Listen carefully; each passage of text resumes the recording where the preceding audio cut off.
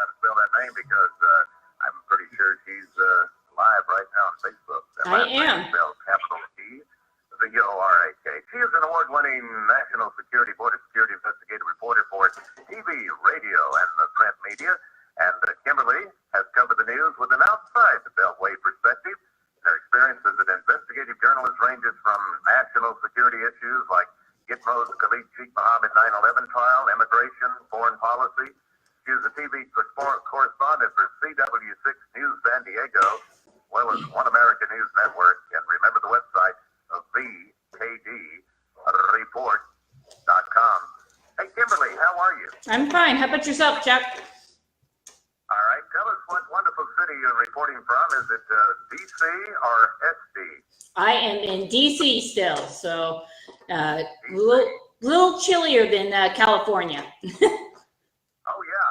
And of course, I see you're probably out there playing golf in the snow because, well, you're everywhere. Yeah. I did golf. It wasn't snowing, but it could have. It was pretty cold this weekend.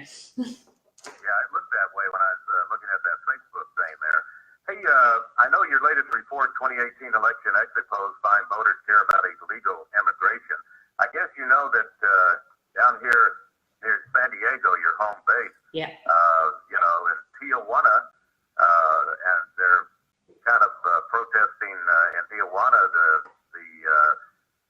the people in Mexico Yeah. are really turning against that caravan and like, we don't want you, get the heck out of here, and that's interesting. Exactly. Well, I mean, it's something that I'd like to talk about because most people don't know that in Mexico that they have a 40% unemployment rate. So you have all of these migrants now that are headed to the U.S. who've been offered asylum down in Mexico City and who decided that, no, I'm going to the U.S. because I deserve to go to the U.S. I'm not going to follow the rule of law and that we're just going to go. And now that they've made, a lot of them have made it up to the border there in Tijuana, they're hoping because California is a sanctuary state that the California government was just going to welcome them with open arms. And when that did not happen, you've got now a whole bunch of these refugees camping out in Tijuana, which is a very impoverished city in and of itself. So the local people there are like, wait a minute, we want jobs. Yeah, and they're getting pushback from the Mexican citizens. And in Mexico, if they've turned down the asylum, most people don't know this. If they've turned down the asylum and they don't get the asylum in the US, then by law, they have to get shipped back to their home country. So you're going to start seeing some people being shipped back via bus or plane or however the US government will pay for this. They're going to go back to their home countries. And it's going to be an interesting few months as all of this unfolds, and cameras are going to be there to watch it. So, yeah, it's very interesting. Well, I'm proud of those folks in Mexico finally standing up, and they're getting a taste of what we go through. Yeah. Two things. Number one, before I forget, how my little brain leaks, is that you said 40% unemployment in Mexico. Yeah. And yet somewhere over the weekend, I heard where they were actually saying, look, we're going to open up these, what do you call it? These job fair workshops or something. Yeah. What was it? Job fairs. They're just like, like you go to a convention center and they have a whole bunch of employers and they let you know what, Yeah, which is pretty good. Here they are suffering, but they're saying, all right, look, come on over with us and you can go to the job fair. And the other thing is the giant magnet. Yeah. The sanctuary state of California. Yeah. It's like it's just sucking them in. Unbelievable. Yeah. Well, they just, they look at the news or they, talk amongst themselves and they say, look, the easiest place, the most hospitable place is going to be California. I mean, you look at California, you live in California, I live in California as well, but it's just something to me that when you look at this, it's shocking that, now we're seeing massive numbers of people leaving the state. So they're not even staying in this, we're losing people. Yeah. Well, let me give you the good news. We're going to break for the money break here, and we're going to be right back. The bad news is that your line is breaking up like crazy. So the pigeons, they should be frozen in Washington, but hopefully they're not. mind. We'll be right back with the one and only Kimberly Dvorak, D-V-O-R-A-K, her website, ckdreport.com, and she's streaming live right now on Facebook. Don't go away. 420, National Security, Border Security Investigative Reporter for TV, radio, print media, and streaming live on Facebook. I'll mention somebody that wrote in there in just a second. But, you know, talking about this Tijuana mayor, okay, Juan Manuel Gastelum, something like that. Yep. He says, I am calling for immediate deportation of the Caravan. It has many criminals embedded. There are public safety hazards to the citizens of this city. And he says, these are not the best and brightest, as the Democrats and the media would have you believe, infiltrated by criminals who are now threatening my community. And then he says, Tijuana is a city of immigrants, but we don't want them in this way. Yeah. He said it was different when they came in from Haiti because they carried papers. They were in order. It wasn't a horde, pardon the expression. Yeah. And he says, I want them deported as soon as possible. Yeah. Well, who wouldn't? I mean, the entire city's being invaded, and you're looking at people. I mean, if you watch the reporting from reporters that are actually crossing the border and covering what's going on down there, I mean, these people are being taken care of. They're being fed, and you're seeing reports that these people are complaining about getting just beans and rice from the shelter that they're staying there. That they don't think that that's fair, that they should be eating that kind of food, and they've like been saying and comparing it to pig food. I mean, like animals eat that, so they shouldn't be eating that. So, I mean, not only are you seeing, you know, these people come across, you know, and literally they broke into Mexico. We saw the footage of them crossing and knocking down the fences and what have you. They're complaining about their host. I mean, that's, you know, putting them up in essence. And especially in a country where 40% of their country's unemployed. So they're not on top of that. And of course it's not all of them, but a good number of them, they're not even grateful for what Mexico is doing on this front. So I mean, to me as a journalist, as an American citizen, I guess as a nationalist like President Trump and looks like the president of Mexico, even maybe a nationalist, you know, they just want some semblance of order here, and you follow the rules and you get here properly. And these people are not, they don't look like they're starving. They don't look like they've been living in a war zone.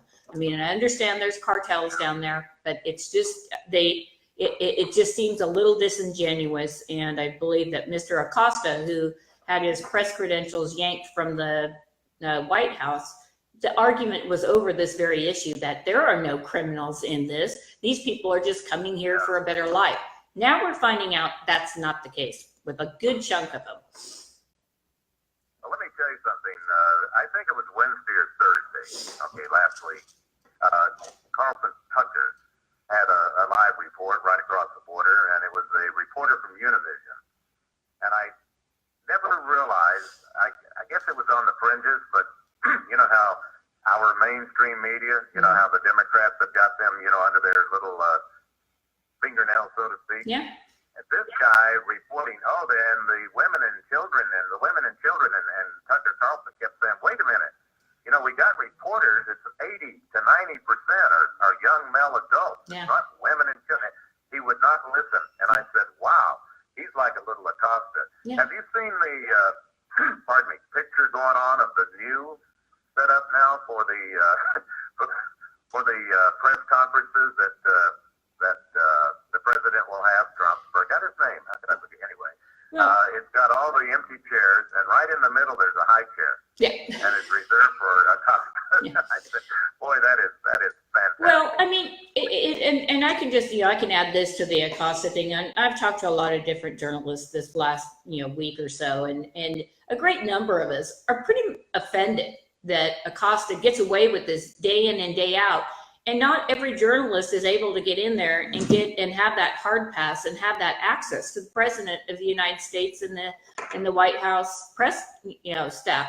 That's a privilege. That's not a right. There's no right enshrined that CNN gets a particular reporter. And on top of that, there are a number of CNN reporters that actually have that hard pass. So Acosta is not the only person at CNN with that. So, I mean, I think it's a little, they're trying to make this look like, well, they're trying to block CNN. That's not the case whatsoever. But for those of us who would like to cover the actual event, and sometimes, we're not able to get in and you have to go into a different building and they put you in a holding area. So not everybody gets to go into the White House. Why shouldn't reporters who are actually going to follow the rules listen to what the press secretary has to say, ask intelligent and pertinent questions, and not get into arguments and debates with the president and his staff? Why shouldn't we be able to be the ones asking the questions? Why should Mr. Acosta, who seems to just want to turn himself into the story himself, and that in Journalism 101, I tweeted this last week, the number one thing you learned when you go to journalism school in your first few weeks of class, don't become the story. You're not the story. You're an objective reporter. And he has become the story. He knows it, and he must have missed that day in college. Yeah, really. And a few days in college, or grade school even, possibly in his case. And you know what? If he wants to debate, he doesn't want to, one-on-one or anything like that. He wants to become the star. Yep. Hey, by the way, we always encourage people on Facebook, and I know that there's a lady named Terry. Yeah, Terry Linnell. R.I. And you met her through the Tea Party. Originally. Yeah, back in 2010 when the Tea Party kind of came into effect. Yes, I met her a few occasions, and she's following me. So, hey, how's it going, Terry? Thank you for following, and thanks for watching. And she's concerned about a lot of this information with the border, and she's concerned that a lot of the people in San Diego, or possibly the state, I guess, that she feels that, there have been a lot of fraudulent votes, which, I mean, I don't think anybody will disagree with that. And, she's trying to look out for the country, and she's doing it at a grassroots level. So that's what it's going to take. I mean, California, I don't see any conservative, movement out there as far as being elected to office. It's very sad that we're just not represented by both political parties any longer. It's primarily the Democrats. So, and that's going to attribute to why people are leaving the state, and they are leaving the state in large numbers. And the other thing is, even with the well-meaning immigrants, all right, who want to come into the United States, you got to remember we take in 1 million plus legally every year, 1 million plus, and that is more than all the other countries on Earth combined. Then we got visas, everything from A to Z, except a couple of letters in the alphabet. For some reason, they're not using them, but they have added, visa 1, visa 2. Anyway, H-1B visa. You get students coming. Yeah, you get student visas so they can attend university here. Oh yeah. Yeah, I mean, so finance visas like San Bernardino. Yeah. Yeah. Congratulations. Yeah. But I mean, when you look at, go ahead. The other thing that Terry brought up real quick is, besides all these immigrants that want to come in, all right, and like I say, we do it legally, but with these caravans, so to speak, there is human smuggling, drug smuggling, and the worst is the human smuggling. You don't know exactly what's going on and who's coming in with them. Yeah. Go ahead. Well, and to that, I'll say that I've written a number of stories on this, and I got my figures from Mexican publications where women and children who cross the border, if it's children and they send them with coyotes across the border, they send their girls with Plan B pills so they can take it after they're raped, because 90% of them, 90% of them are raped. These are girls. These aren't women. These are girls. And parents send them off because they think they're going to have a better life in America. So these people are bringing these young girls across the border, raping them along the way, and then dropping them off somewhere in the middle of the desert. And, Border Patrol will hopefully find a lot of them. But, I mean, they come here. Now they're going to have, just think what that does to a child for the rest of their lives. That's something that's going to affect them forever. And we're seeing things like that. Do we really want those kind of people that are doing those and committing those kind of acts coming into this country? No. And, the parents, Kimberly, the parents giving 11 and 12-year-old female girls, all right, birth control pills. Yeah. And then, if you want to really get a wake-up call, listener, go ahead and Google the rape trees, all right, with the illegal aliens or the immigrants, so to speak. Unbelievable. Yeah. Hey, one other thing, because you know how I forget things real easily here. Once you turn 39, Kimberly, I don't have this happening. I do want to congratulate your affiliate, One America News Network, that you report with every once in a while. Yeah. They are the only major network that stood up for not giving Acosta his press pass, and I give him 10% round of applause for that one. Well, it's necessary because a lot of, One American News reporters, it's like it's difficult to get into certain, venues just because, they aren't CBS or ABC. So when you see, like, again, just when you see what Acosta's done, and when we watched how he got his, credentials yanked last week, that wasn't a first time thing for him.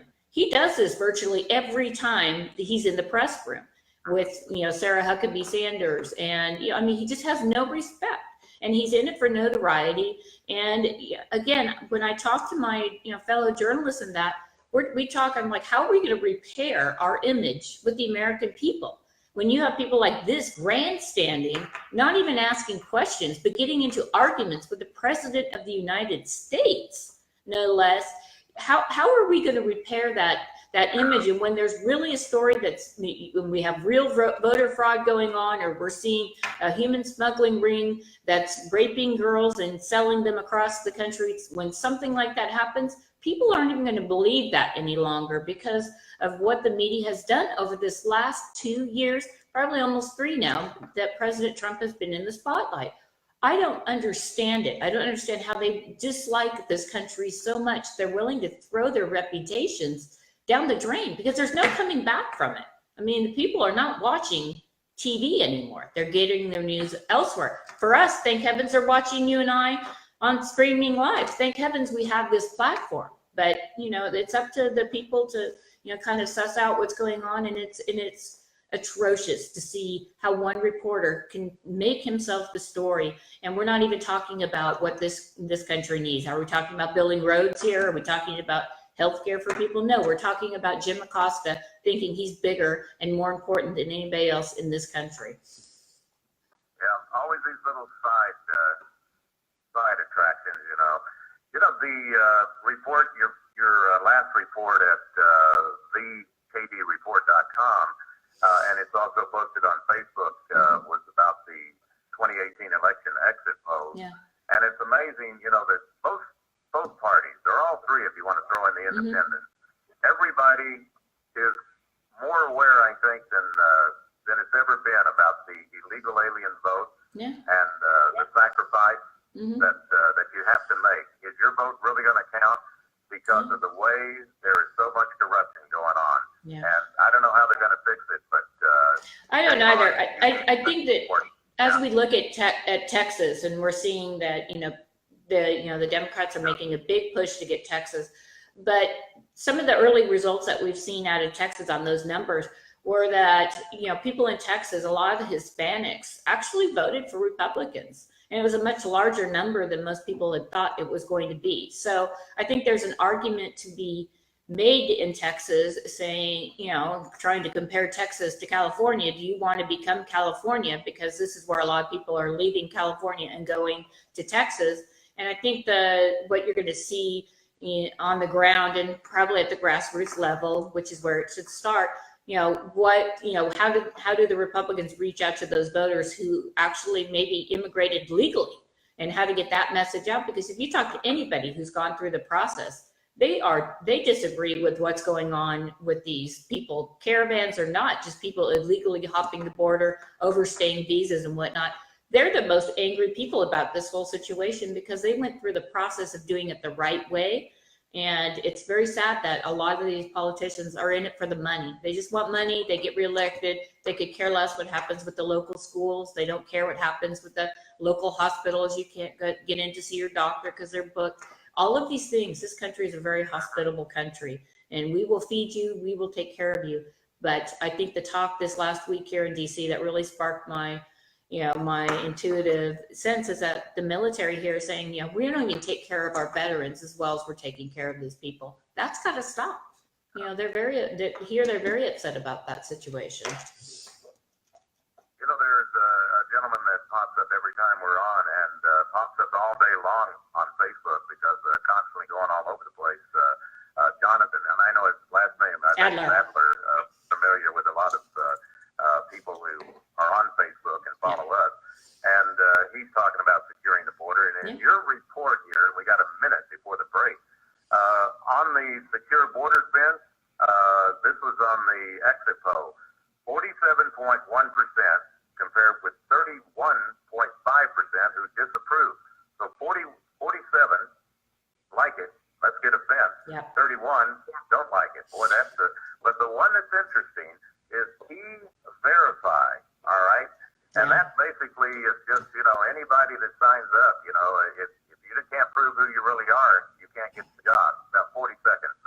Kimberly, go ahead. I mean, I think what you're seeing it in Tijuana right now is going to start splashing across the mainstream media. And once it does that, people are going to really be aware of what's happening along the border, why we need that fence. And then the other on the E-Verify will stop people from working illegally in this country, and you can hold employers accountable as well as the workers if they're trying to pass off their social security number that happens to be somebody else. It's easy, it's simple, it's 98%, it comes back with the right number 98% of the time. As we go into this break, it's just like voter ID laws.